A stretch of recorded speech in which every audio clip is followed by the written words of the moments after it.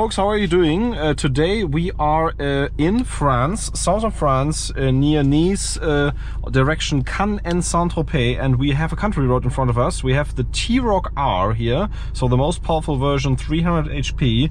We have our drift box with us and we'll try to do the acceleration run, of course, only to 100 as we're not on the Autobahn. But I'm very anxious to see the figures once we put the car in launch control. Therefore, you have to put the traction control in the sport handling mode and see what the figures are.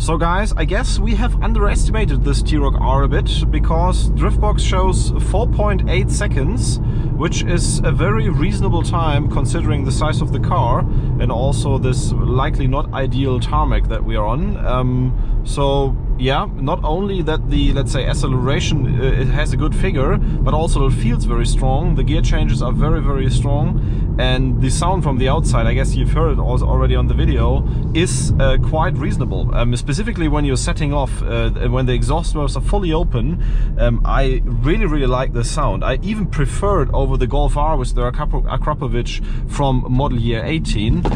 That's something that I did not expect to happen. So yeah, we will further continue with the car here on the country roads and do some more flybys and enjoy everything that it has.